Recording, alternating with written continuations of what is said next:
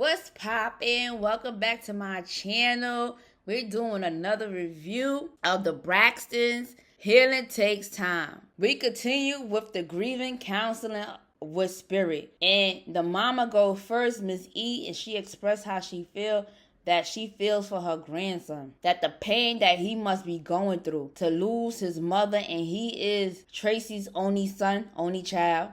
And they express how Traci was feeling when she had cancer, that it was burning, that she had to go to the doctor to find out, and that's when she found out she had 3rd stage cancer. Miss E tells her side of the story that she almost lost her daughter 3 times. You know Traci was a miracle baby because she survived death 3 times. That's crazy. They show like the memories of the family spending time with Traci in her last hours, playing cards, joking, dancing. I thought that was very nice of them to do that. And you could see some of Traci smiling, and you could see that some clips Traci didn't want no parts of it. Because when you have cancer, you really don't care about happiness. At the end of the day, cancer could be very painful. So sometimes you just don't want to be bothered. But I'm glad they spent quality time with her. They was there. You could see them in the bed with her, joking, Traci playing cards. That was very beautiful inside her home. Trina opened up about her sister death, Traci. And let me tell you, my heart breaks for this family because losing a loved one is never easy. Trina took it the hardest. Out of everybody, I think Trina and Traci was the closest. In my opinion, based on what I see on TV, to me, they were the besties of each other. They held each other down, they supported each other, and they had each other back. That's why, to me, Trina took it the hardest. She opens up about her sister's death, saying that the imagery of Traci passing haunts her every night. That's why she can't sleep. That's why she gotta have the TV on. She's up all night. And that's why she gotta have the lights on, because the death of her is noise in her head, just taunting her like a nightmare. Like every day, she's trapped in her head about her sister's death. And I can't even imagine. Oh my God. Trina broke down. I was like, oh my God, my heart was melting. It was melting, honey. Oh my God. And she says she copes with her death with drinking and food. And then Spirits tells her that she has a diagnosis of something. That's what it seems like that she has. And she tells her that's not a healthy lifestyle to do that. I can't tell somebody how to cope about their loved ones, but drinking and eating food is not very healthy. You have to do that in moderation, because if not, you will be the next one to die, because you cope it with alcohol and food. And then Miss E chimes in and says that she almost lost her daughter 3 times. 3 times, and I know Traci is a miracle baby. Because when you almost try to lose your daughter 3 times, that is crazy. She was like, that is my baby. I carried her in my womb. Of course I miss my baby. Of course I love my baby. I feel like because a parent carry you in the womb, that's not necessarily they love you. I'm not talking about Miss E. I'm just saying there's a lot of people who carry their children in the womb and they're killing their children. I'm just saying. They are. You can watch it all over the news. A lot of fathers and mothers are killing their children, okay? Because you carry somebody in the womb doesn't mean you love them. I'm just saying. But I'm not talking about Miss E, though. I know she loved all her children. And sometimes parents could be jealous of their children, too. So, not every parent is the same, and not every parent is a good parent. I'm just saying. I'm not calling Miss E a bad parent. I'm not saying that. I'm just giving my thoughts. That's it. Spirit asked Tony how she feel about Traci's death. And I feel for each and every lady. Tony expressed that she was asking God, why did he have to take Traci? She's the one that have lupus. She's the one that been on earth the longest. Why he didn't take her? what did Traci deserve to go at the end of the day? I felt bad. Let me tell you, God always take the best ones first, because I feel like God has an assignment for everybody. If God left you on earth, he has an assignment for you on earth. In my opinion, if God called you to his kingdom and he took you from this world of on earth, he has something for you to do in his kingdom, which is heaven, which is our home, okay? And Tony expresses that she is not allowed to express herself because she's the oldest. She have to be strong for everybody. She have to be like the superwoman, and she have to be there for everybody because she's the oldest. And I said that is a lot of pressure for one child. I can't even imagine being the oldest and then you have to take care of your other siblings. If there's a lot of siblings, to me, like, the oldest child is like a second mom or something. Like, because they're there with the children the most if the mom or the father is not there. That's the way I look at it. It's like a second mother in the household. The oldest sibling. Or brother. If you're a brother and you're the oldest, that's like having a second father in the house. That's a lot of responsibility for a child to take on, especially being the oldest. Because you have to mature faster. You have to be more responsible for not just yourself, but your siblings as well. And that's a lot of pressure for a child. And she said she had to learn how to put her children first before her sisters. She's just learning that.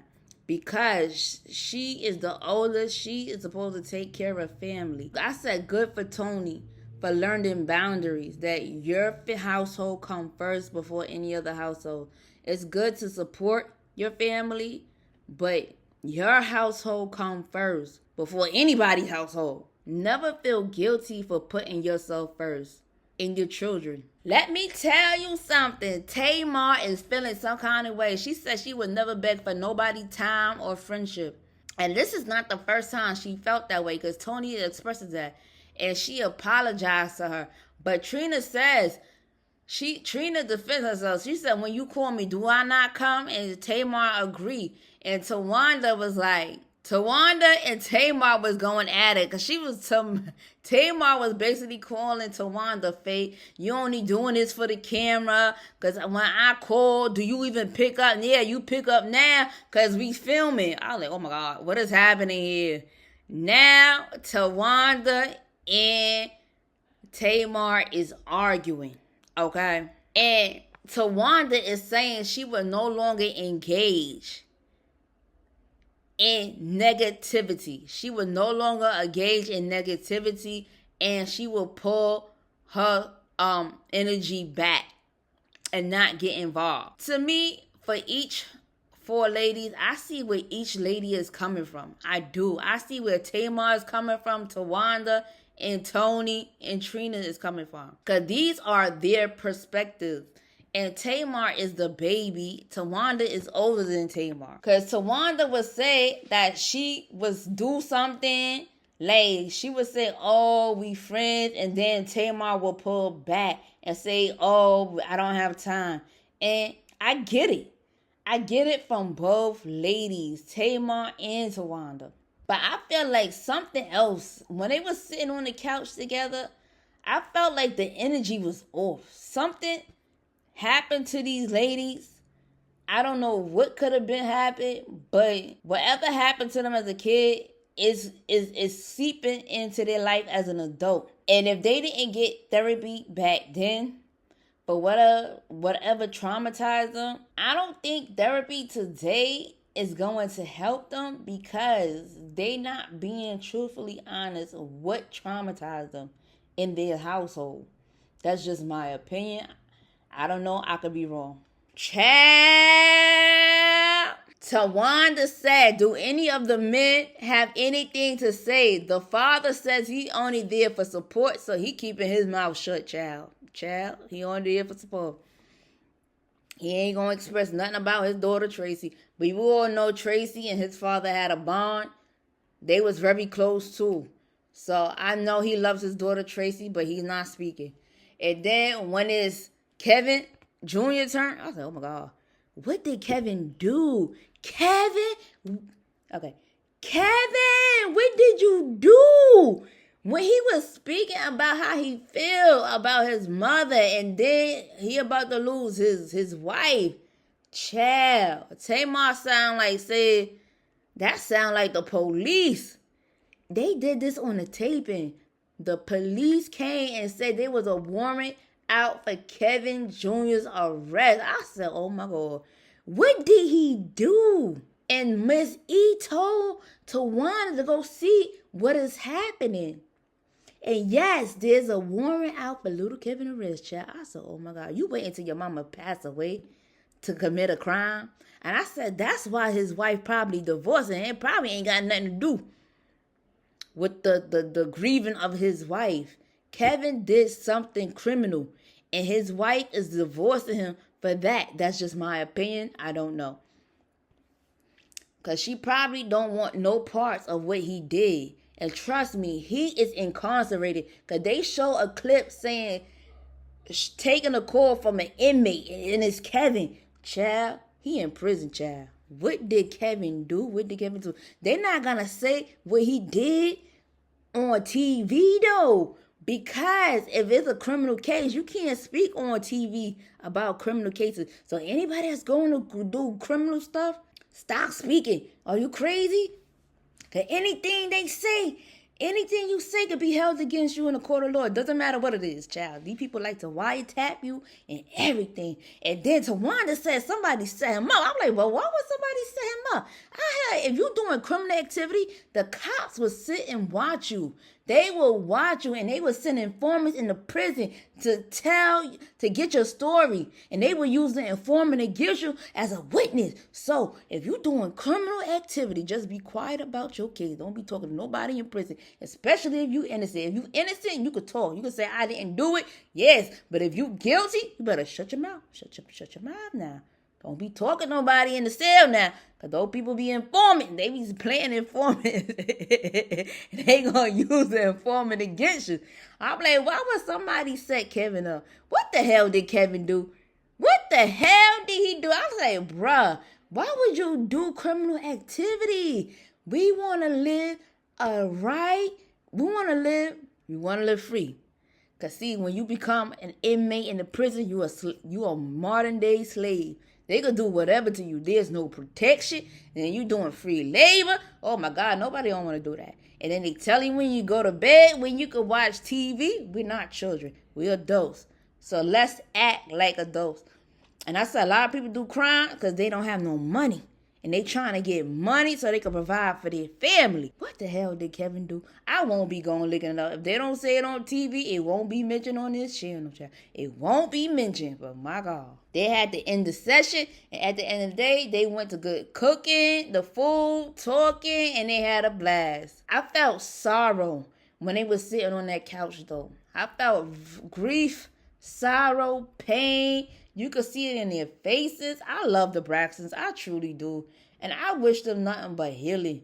And I hope whatever Kevin is going through, he need to pray about it. And I hope he didn't do it. Because why would you wait until your mama passed to get involved in criminal activity, sir?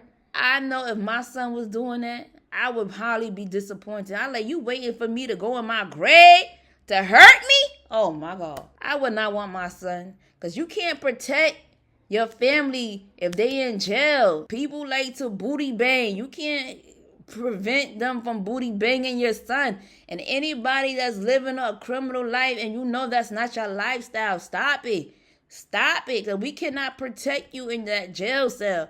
Let me tell you something. These people will turn a blind eye, and a lot of people go to jail and they don't make it out. We cannot protect you in the cell or in jail, whatever. So please, let's live on the right path. Non-criminal activity. Now, if you get arrested while you black, I say fight for your right. Fight for your right like you ain't never fight before. If you know you didn't do nothing wrong, a lot of people that are not guilty of crimes are sitting in prison.